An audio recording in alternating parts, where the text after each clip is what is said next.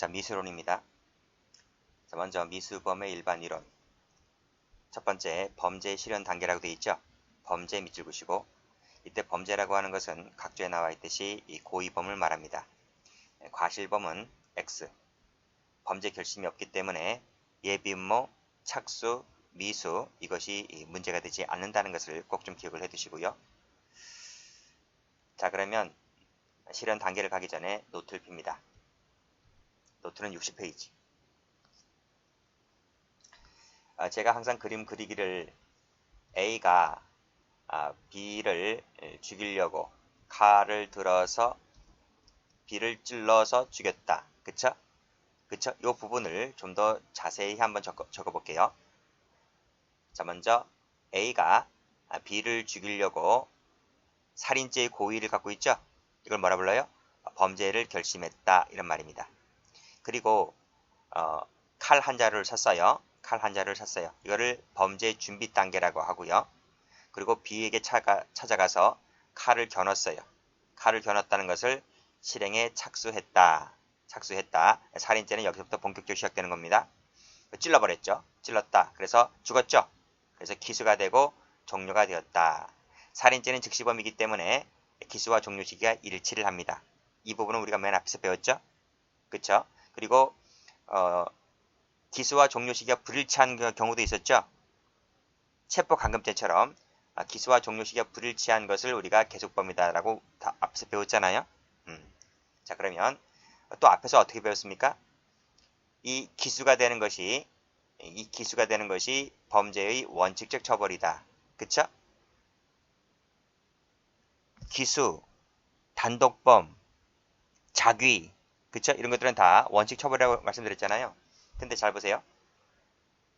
자, 이 범죄 준비 단계에서부터 여기서부터 착수되기 전까지를 뭐라 불러요? 이 부분을 밑에 나와 있지? 예비음모 단계다. 예비음모 단계. 지금 여기서는 칼 한 자를 샀으니까 예비 단계죠. 예비음모 단계는 뭐다?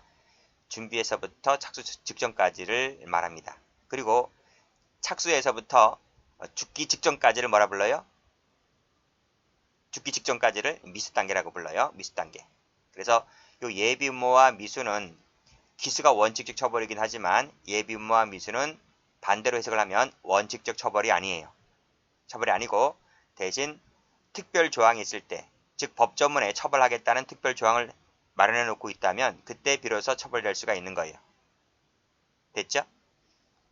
세 번째는 자, 이 미수를 좀 더 나눠볼게요. 이 미수라고 하는 것은 결과 발생이 있는 경우가 있고 결과 발생이 없는 게 있어요. 그 결과 발생이 있다는 것이 자의로 그만두었냐, 자의성이 없냐에 따라서 자의로 그만두었다면 중지미수, 자의성이 없다면 장애미수. 됐어요? 그리고 결과 발생이 없는데 위험성이 있다 없다와 관련해서 위험성이 있으면 불능미수, 위험성이 없으면 불능범 이렇게 돼요. 그래서 우리가 미수범에서 배울 것은 예비음모를 배우고요.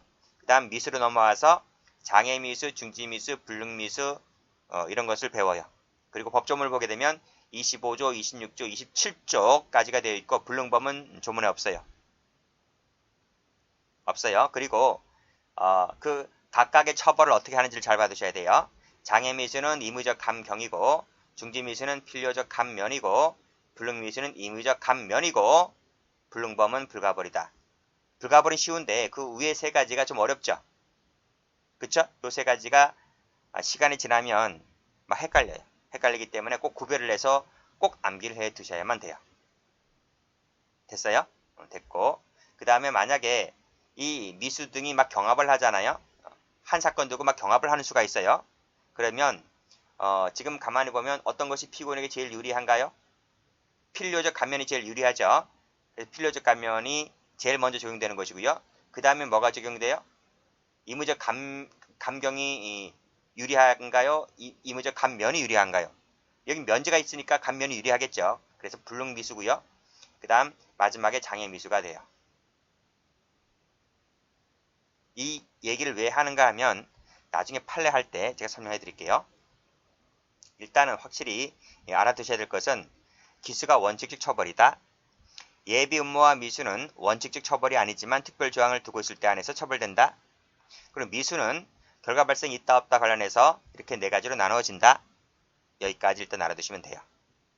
됐습니까? 자, 그러면 다시 교재를 한번 가볼게요. 첫 번째, 범죄 결심 단계, 그쵸? 의사를 내심에서 확정하는 단계인데 이때는 아직까지 뭐다? 평가 대상이 되지는 않는다. 이런 말입니다. 자, 예비음모 단계 말씀드렸죠? 범죄 실현을 위한 일체의 준비 단계를 말한다. 예비가 뭐고 음모가 뭔지 읽어보시고, 그래서 밑에 나와 있듯이 원칙적으로 처벌되진 않지만 특별조항 밑줄 그시고 있을 때 안에서 예외적 처벌된다. 미수는 착수에서 기수 전까지를 말하게 되는데 이 착수라는 것 때문에 예비음모와 미수가 구별됩니다. 그 미수할 때 다시 한번 말씀드리고, 그리고 원칙적 처벌되지 않지만 각칙이 뭐예요? 각칙이 가로 열고 이퀄 특별규정이에요. 이 있을 때 안에서만 처벌된다. 이렇게 보고 있죠. 그래서 29조도 미수범을 처벌할 때는 각각의 본조에 따라 정한다. 이 각각의 본조라는 게 뭐예요? 그게 바로 각칙이라는 거예요. 특별규정이 있을 때 안에서 처벌된다. 이런 말이. 자, 다음 페이지.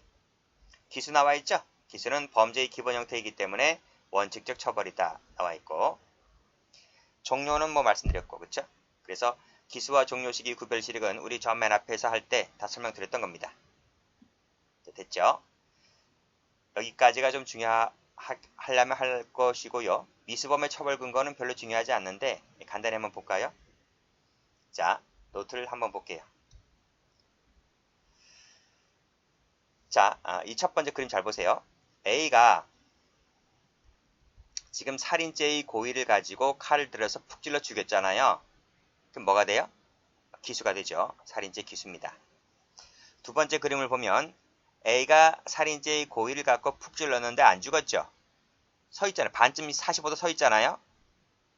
상해를 입혔다는 거예요. 살인죄의 고의로 찔렀는데 상해를 입혔죠. 이 뭐가 되는 거죠? 미수가 되는 거예요. 자, 이 두 그림 차이 한번 보세요. 차이를 보면, 자, 첫 번째, 이거 적어야 되겠네요. 여기 1번 그림이고, 여기 2번 그림인데, 요 1번 그림이 살인죄의 고의잖아요. 2번 그림도 살인죄의 고의잖아요. 즉, 밑에 이 고의와 1번 고의와 2번 고의는, 이 고의는 행위 반가치라고 제가 앞에서 설명하지 않았나요? 행위 반가치. 행위 반가치가 똑같잖아요. 1번도 고의, 2번도 고의니까 행위 반가치는 똑같아요. 근데 결과를 한번 볼게요. 결과에서 보게 되면 이건 1번 그림은 기수가 되고 2번 그림은 미수잖아요. 그쵸? 근데 이 결과는 다르죠. 1번은 죽었고 2번은 안 죽었잖아요. 이 결과 반가치가 달라요. 달을 이자 써서. 그쵸?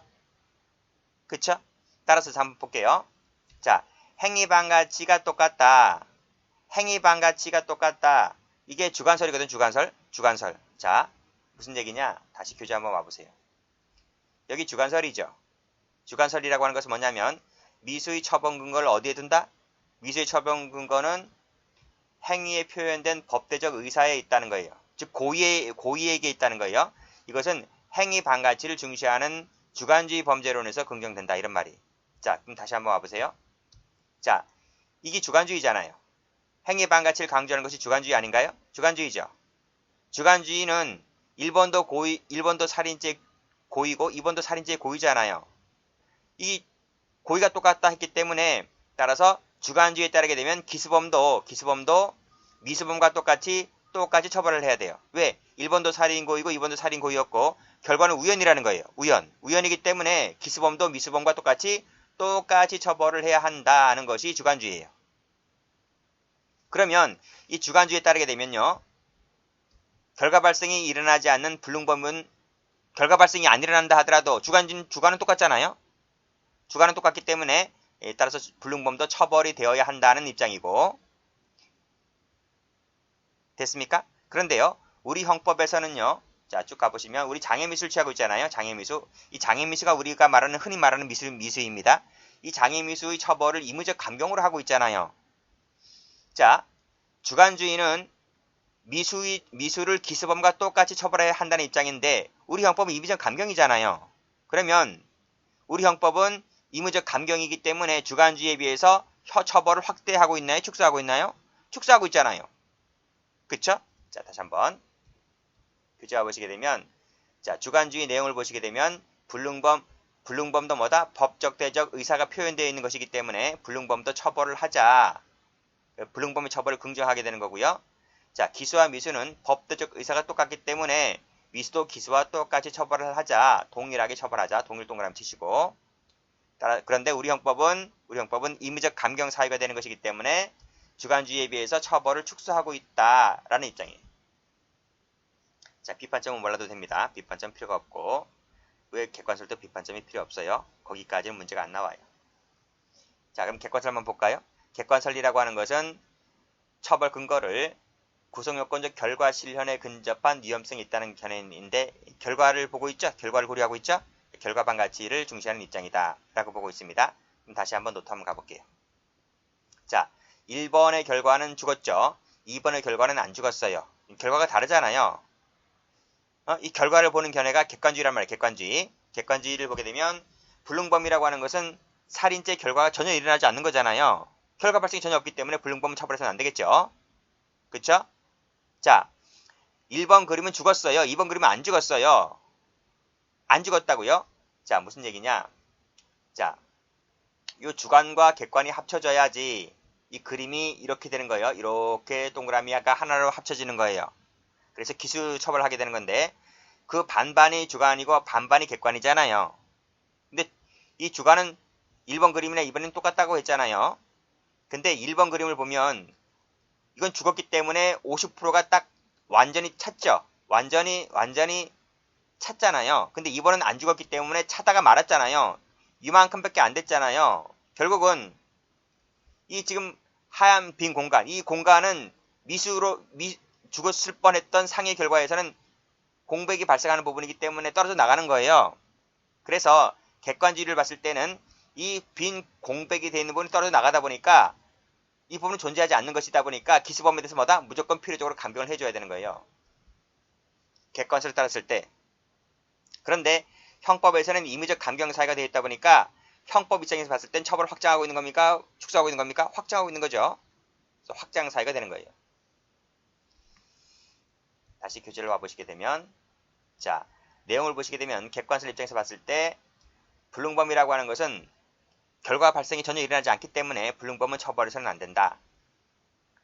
그리고 미수는 기수범에 비해서 결과 발생이 완벽하게 일어나지 않는 부분이다 보니까 형을 반드시 깎아줘야만 된다. 그런데 우리 형법상에는 임의적 감경사이다 보니까 객관설에 비해서는 형벌을 확장하고 있더라. 이렇게 나타나게 됩니다. 객관설이 뭐고 주관설인지 뭔지 대충 아시겠죠? 자, 그 다음이 절충설이죠. 절충설이 바로 오늘날의 형법 태도다 이런 말입니다. 우리 형법 태도를 보게 되면 마지막에 임의적 감경사유다 이렇게 돼 있어요. 불능범은요 불가불로 처리를 해요. 그래서 객관설, 주관설, 절충설 이렇게 나눠지게 되는데 거의 시험에 나오지 않습니다. 거의 시험에 나오지 않기 때문에 이 처벌 근거는 처벌 출제 수준이 약하다 이렇게 봐두시고요. 근데 문제집에 가보면 최근 한 3, 4년 전에 한번 나온 적이 있어요. 한번 지문에 눈에 보이긴 하는데 잘 출제가 되지 않는다. 근데 참고 삼아 봐두시면 된다. 특히 검찰직이라든지 경감부는 참고적으로 봐두시면 돼요. 자, 다음 가보시면 이게 중요하죠. 이게 더 중요해요. 3번이. 자, 말씀드렸듯이 결과 발생 가능성이 있느냐 없느냐에 따라서 자의성이 있다 없다, 위험성이 있다 없다 이렇게 나눠집니다. 그리고 장애미수는, 중지미수는, 불능미수는 뭔지 정리를 해 두셔야 되는데 장애미수는 임의적 감경, 불능미수는 필요적 감면, 불능미수는 임의적 감면 이 세 가지를 반드시 기억을 해 두시기 바랍니다. 자, 그 다음 처벌 나와 있죠. 그래서 각각의 본조에 따라 정한다. 특별조항이 있을 때 안에서 처벌하겠다 이런 말이죠. 그게 밑에 나와 있습니다. 자, 밑에 2번의 별표. 형법상 미수범의 처벌 규정이 있는 거 있죠. 이걸 다 외우셔야 돼요. 근데 외우셔야 되는데 지금 여러분이 외워도 외운 거 같지 않을 거예요. 그래서 초보자는 그냥 건너뛰시고 강론을 한 바퀴 돌고 오셔야 돼요. 강론을 한 바퀴 돌고 오시고 나면 이 도표를 통해서 이해를 하셔야 돼요. 제가 강론 강의를 할 때 전부 다 말씀을 드려요. 전부 다 말씀을 드린다. 그래서 각각에 있을 때마다 밑줄 그어놓고 별표 치고 하거든요. 그리고 정리해 놓은 것이 바로 이 도표다. 도표. 이게 시험 문제 어떻게 나오는지는 기출 문제를 통해서 반드시 정리를 해 두셔야만 돼요. 아시겠죠? 여기서 지금 강의할 것은 아니다. 아시겠죠? 여기까지입니다.